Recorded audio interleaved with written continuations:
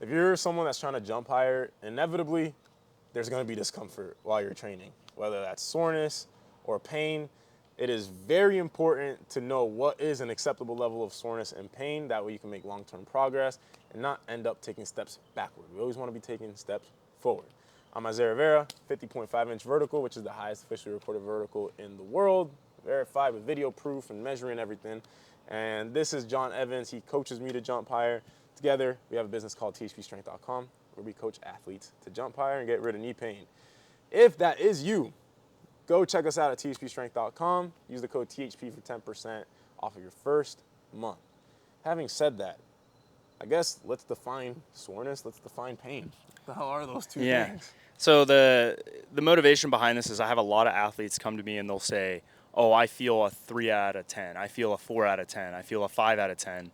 And as an athlete / coach over the years, I've had a lot of situations where I've had nagging injuries or little pains or things kind of pop up in my training progression. Isaiah, I'm sure, can attest to this too. Yep. It's very normal, right? Like at some point, you're going to be sore. At some point, you're going to feel discomfort. At some point, you're probably even going to feel pain. And I guess it's defining maybe in a scale of 1 to 10 where that lies for each one. So for me, if I'm 1 to 3, that's like a dull ache or soreness, right?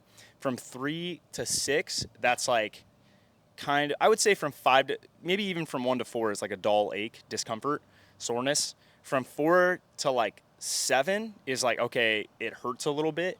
From 7 to 10 is like I'm in legitimate pain, like I'm struggling to walk because of or do daily activities to an extreme degree because it hurts really bad. Like I'm avoiding doing certain things because it hurts really bad. Yeah. I would say that's my general definition. Do you agree with that, or would you say it's different for you?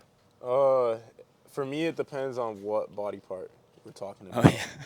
Oh, yeah. Because I mean, the two main things is for me is like tendons and muscles. That's like the only two things I'm ever looking What about at. like Sometimes or it cartilage can of your be- back? Yeah, so there's muscles, tendons. My back has a general rating of discomfort and pain theme. and soreness.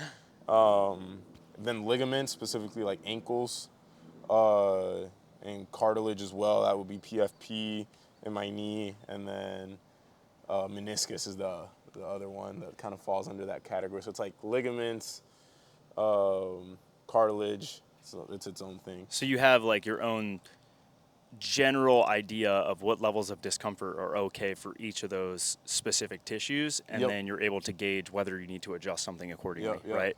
So it's more like a cutoff for each one. Yeah. And of what you think. like when I think specifically with tendons, my back, and ligaments, cartilage, it's a pain scale. I don't think of it as it's like a little bit sore or anything like that. Like it is pain from 1 to 10.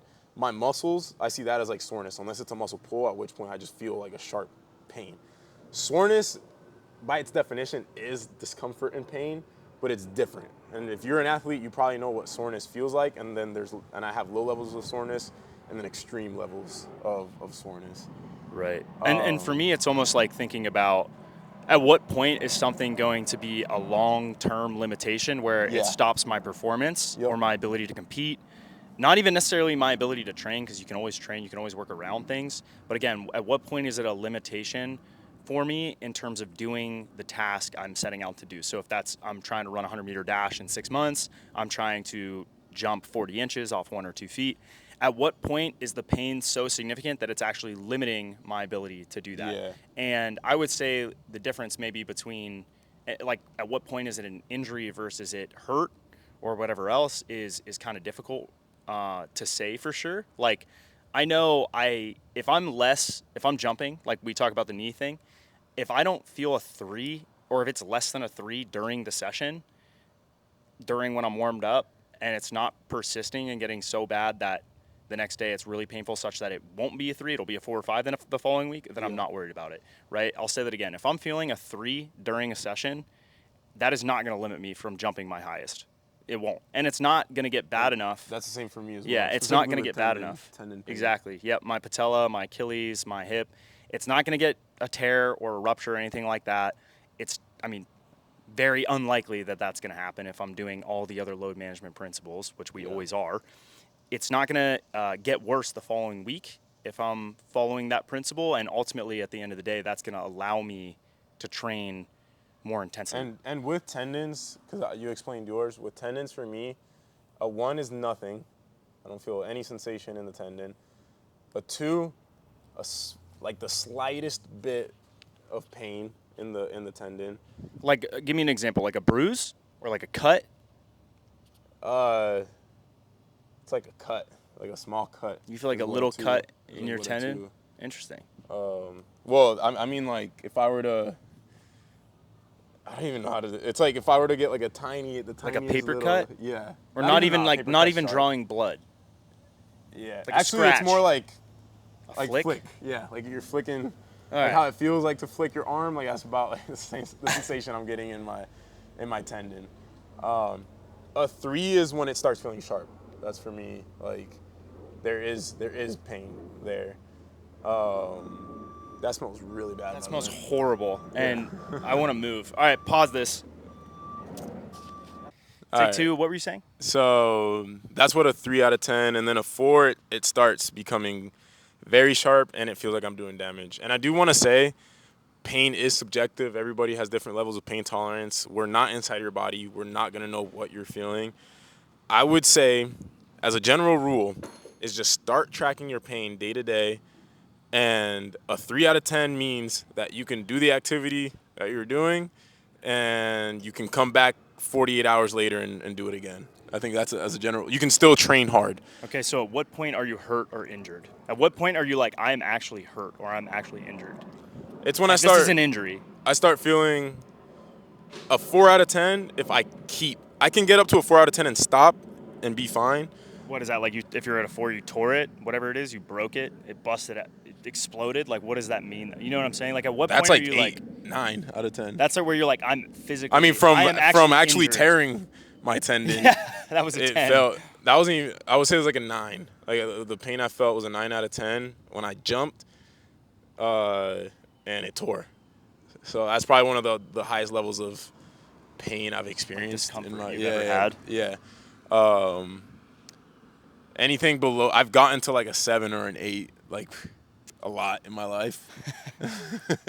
Yeah, for me, it's like if I'm hurt or I've hurt something when it is a muscle. If it's a pull, it feels like something grabbed, and it feels like I can tell it tore because it's a very sharp pain. It's very intense. After it happens, I can't do any activity, whether it's walking or low-level activity, without that pain intensifying very quickly. That's how I know I've actually tore a muscle in some degree. Tearing a muscle for me was, I've done it 3 times, and it was like a 7 out of 10 each time it happened. To me, it doesn't even really hurt. It's just like, I mean, it hurts. It's like, it hurts, but it's not, I don't know how to explain it. Yeah, maybe it's like a 5 or 6 pain or whatever, but I just know, because after it happens, I know what it feels like during it. It feels like something rips, but it's not like a tendon tearing. Like that was excruciating. Like that was actually very, very painful. And I've broken a few bones in my toe and whatever. That feels like you punch a wall. When you break something, that's like what it feels like. I mean, if it's a fracture, at least it's like an impact that happens. I agree with that. From when I've pulled a muscle, it's like I can bear. Like I'm not gonna. It's be like pornography. You know it when you see it. You know, you can't define it really, but you know it when you see it. Yeah, but that's the same thing for muscles for me. What about if you know you have? Because we talk about tendinopathy being this kind of slow progression that happens over time, where it starts a little bit painful and then it gets worse and worse and worse. Like, at what point are you like, oh, I have tendinopathy? Because it's different, right? Like, tearing it, you'll know because you won't be able to move, basically. Like, you're gonna be on the ground versus you're progressing along that tendinopathy continuum. I have real world. You have real world experience right now with my left knee. I'm actually going through that at the moment. I've been training really freaking hard. I have dunk camp coming up. My goal is to jump high for it, regardless of injuries. As long as I can jump, as long as I go in there and test 51, I'm cool. Taking steps backwards in my health. So I just know progressing. I just know there's a point where it'll affect my jumping. That's the thing. Is like there's a line that if I cross it, now I'm gonna jump lower because of the pain. It's like I'm okay with a flare up if I can get rid of it Exactly. in like a week or two. And that's how I feel with my left knee right now. Is it's getting worse week to week. I felt like a 2.5 when I was jumping yesterday. Today is probably a 3 or a 4, and I know I'm taking steps backwards with it. So it's a very delicate balance of like, if I keep training the way I'm training right now, I know it's gonna keep getting worse. Right. Now, the athletes that we coach, if you're not trying to break a world record, or if it's not the most important game of your life, or something like that, like, you're usually not bound by time. Right now, I'm like, it's dunk camp. This is the best opportunity for me to jump high for another 6 months, potentially. I'm cool towing that line. For my athletes, the athletes that we coach, I would tell them, if I was in a group call, I'd be like, go slow strength. Do drops. Drops next To me, it's session. like if it's going to take longer. So at what point a flare-up actually turns into a problem is maybe how I would define it. Yeah. Like if it's a flare-up, it's not really a problem. It's probably going to go away. You can by do the slow next strength week. one Yeah, session. like training is cyclic. Training's cyclic. So if like you feel shitty on day 1 of the week, right? Odds are you're not going to see, because our cycles are 7 days, our microcycles are 7 days, which we'll cover in another podcast of what a microcycle is.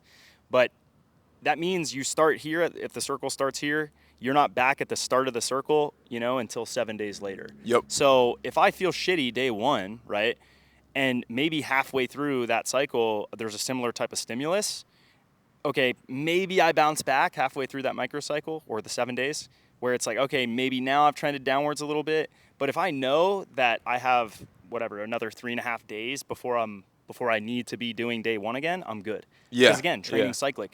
Where you get in trouble is if on that cycle, right, that weekly cyclic pattern before you see that day 1 stimulus again, or that progression of it, is if you go into it, you're at a 0, you come out of it at the beginning of the cycle, and now you're a 3. Because guess what? It's a cycle, and it's supposed to get more intense. So now it's going to get worse. You go through that circle, you go around the lap, you go around the block, and now you're a 6. Yep. Now it's going to take you 2 to 3 weeks to get rid of that. That's exactly how I look at it. Like, I look at it as like, oh, my tendon is worse. If I do the same exact training for a week straight, it'll be worse than I feel today. Yeah. So I always see it like that. Like, yep. Like during the training, especially when when injury happens in my opinion. Especially when my TFL was really bad. That's how I saw training. I knew I was going to take steps backwards in the session. I knew it was going to feel better by Monday. I knew the Monday lift was going to feel better. And then I knew by the time next week happened, the session happened, I was going to feel the same. And then I was going to take a little step backward, but I was going to be able to sustain. So it's like, if you're one of our athletes or an athlete watching this, the question you probably need to ask yourself is not what is my next day pain. It's after I complete this cycle, am I worse off than I started? And if I keep going this way, am I going to keep getting worse and worse and worse? And if the answer is you are going to get worse, that's when you need to tell us. You need to make some adjustments. That's when you need to tell us. What your you don't need to be doing. Sore after this day 1, we expect that. That's what should happen. Yeah. You're going to have fluctuations, but inside of the cycle, it's complete the whole cycle. Are you worse? If you're worse, that's a problem. But odds are we intended you to get a little worse within the week and then get a little better. And that goes for back pain, PFP, meniscus stuff, ACL, tendons. Achilles. It's like, if you're doing the full cycle and you're getting worse, tell us. If not, I don't want to hear about it. 7 days. Yeah. If it's getting worse. And it is going to take, if you're less experienced, you probably need to tell us before then because you don't know. Yeah. Like, you're not going to know. It takes trial and error to understand your body to the level where you know how you're going to feel in a week. And that's assuming you're doing everything correctly in terms of the warm-up, isometrics, everything. Because, like, if you started the week, like, Monday to Monday is really how I would look at it. Like, if you started the Monday and you're like, oh, I was like a 1 or 2, and you don't do your isos, you don't do a warm-up, you don't do dynamic flexibility, and you finish the week, you're a 3, odds are it's probably do the same week, but warm up and do isos. And it's going to go down to a 2, right? So, or maybe you jump for 2.5 hours, okay? So we didn't put that in the plan. You added that into the plan. So we don't need to adjust anything. You just need to do the plan, is maybe the biggest thing. Now, if you're like, hey, I added this thing in there that wasn't supposed to be in there, and don't do that in the first place. But if you do, then you need to probably adjust accordingly. And if you come to us and say, I'm in pain, blah, blah, blah, it's going to annoy the hell out of us because we didn't tell you to do that. You did it on your own accord, and now you're making more work for me and yourself, and you're kind of ruining the plan. That's not THP at that point. Isaiah said this. We told you to do something. You're not doing THP. You're not doing THP at that point. You're doing the wrong training. You're doing not THP. You're now on the opposite team. You're doing your own program. We're fighting a war against you at that point. You're not working with us, you're working against us. Yeah. It's like you're being it's friendly fire. Yeah. Somebody told me today, they were like, could I add jogging? Like, could that increase my vertical? And then I told them, I was like, if it could increase your vertical, it would already be in the training. Because we get all the time, like, these people, like, the other day, somebody was like, oh, I've been doing plyometrics every day. Like I think he said, like, hurdle hops or pogo jumps every day.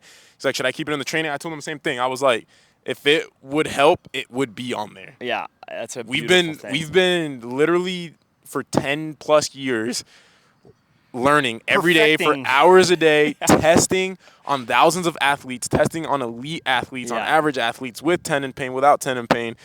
At this point, if there was something that would make that big of a difference, it would literally be on there. Yep. And I've had athletes that have come to me and they've said, well, I added this because the training wasn't hard enough, or I've added this because my tendons are super robust and I'm not having any issues, or I'm jumping more because of blah, blah, blah, blah, blah, blah, blah.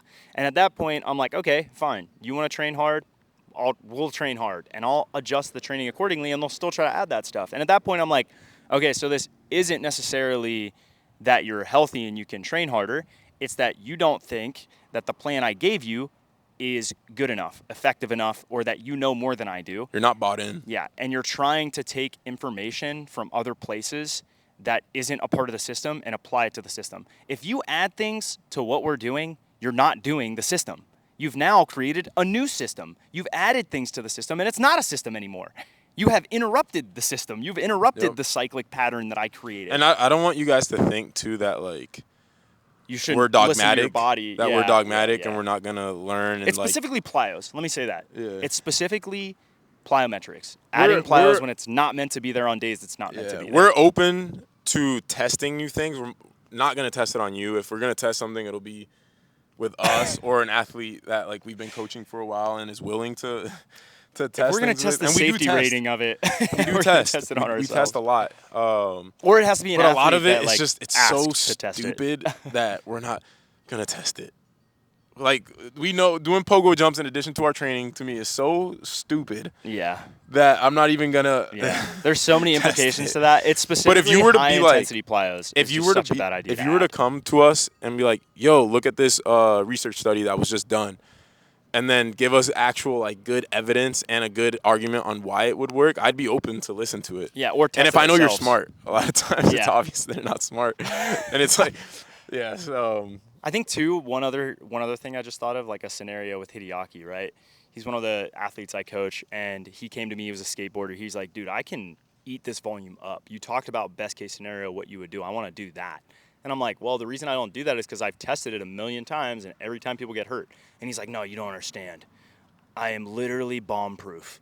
You could literally make me swallow a grenade, and I would digest it. And I was like, all right, like, if you say so. And now I'm testing an extremely complex, high-volume cycle with him, high-intensity cycle that I would never test with anyone else. There's supersets in there. Everything is velocity-based, tracked. There's no slow squats. There's no maybe there's isometrics in there. There's, like, what would you call that? Like, prophylactic work in there.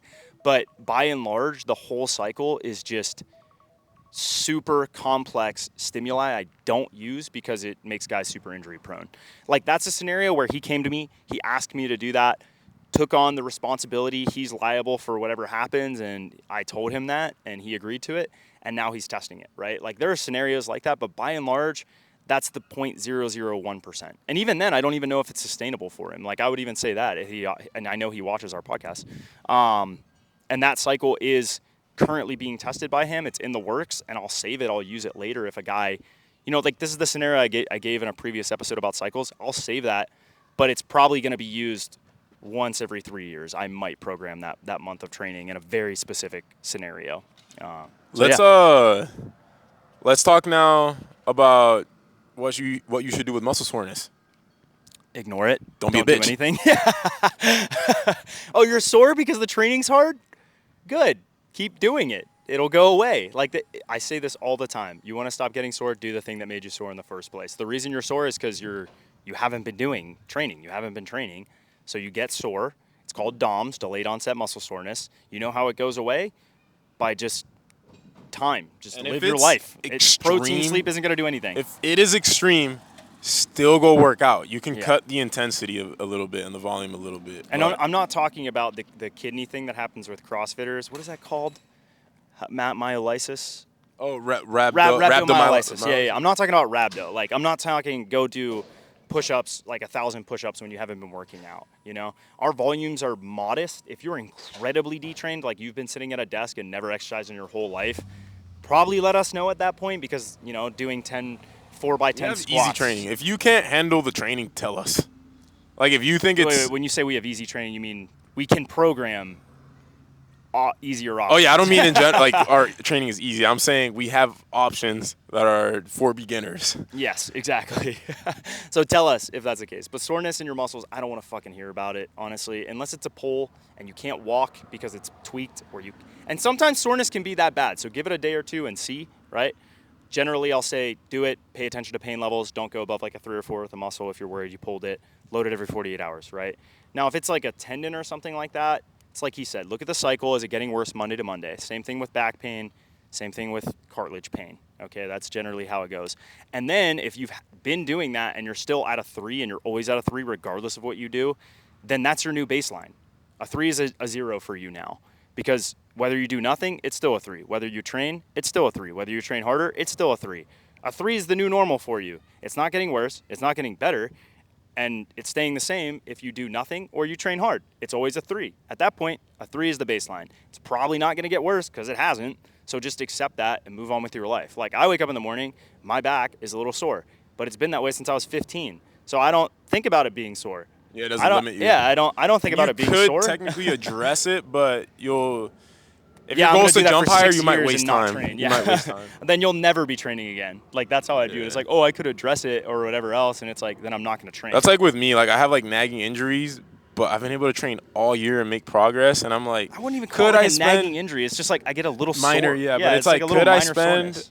a month like addressing it? Yeah, but I don't feel like it, and I can train hard. And like being totally pain free is just like it's overrated. Totally pain. Yeah, it's overrated. It doesn't matter. I kind of like being sore. It makes me feel like I did something, right? Yeah.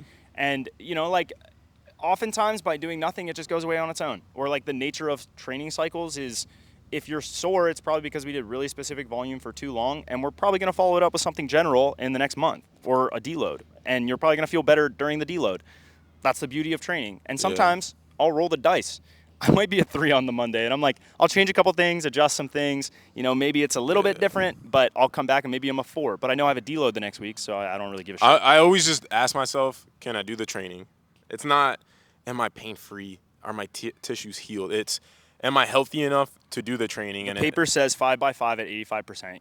Can I do that? Yeah. I only address injuries if I can't do what the paper says. That's when I know it's probably time to regress a little bit in terms of load and the tempos and the exercises Or I'm if you know doing. you're going to be irreparably fucked up the next day. Yeah. Like I know coming out of dunk camp, I'm going to probably take a couple weeks to feel good lift. Yeah. But that was the plan. Like we came in knowing that, and he's going to peak for the first one, feel good lift. He's already... It's I mean, I don't care how high I jump the rest of the year. I mean, yeah, it's basically like he'll jump. Not the rest of the year. The next. He's gonna jump months. high enough. That's the Yeah. thing. Like, it's not that he doesn't care how high he jumps. It's that he will be jumping high enough regardless. He could do the most basic training at this point and maintain 90% of his vertical, which is enough to basically win every contest. And that's me saying that, like, as his coach. It's enough to have fun. It's enough to have fun. Anyways, I feel like this is a really good podcast. It's probably one of my more enjoyable ones because something I'm probably more Very passionate insightful about. if you like jumping. Yeah, it's probably something I'm more passionate about. And this goes for training in general, whether you're a power lifter or a sprinter or anything else. Like, what is pain? What is injury? At what point do you need to back off? That's what we covered in this whole podcast. That said, go to THPstrength.com and sign up for coaching if you want to get coached by the absolute best in the business, Isaiah Rivera and John Evans. We will help you guys achieve your wildest dreams as far as your athleticism because we have skin in the game. I've worked with Olympians. He's the highest jumper in the world. I've worked at a Division I university. I've worked with the best coaches in the entire world, and I have absolutely perfected my craft, and I take a lot of pride in that. So if you want to be a part of the team, a part of the community, go to THPstrength.com. Also, make sure you like, comment, and subscribe. Isaiah's going to take his trash out because it absolutely freaking smells like shit. And yeah, I can't. They're not picking it up. I lied. He's not going to take his trash out. But we'll see you guys tomorrow or Monday. See ya.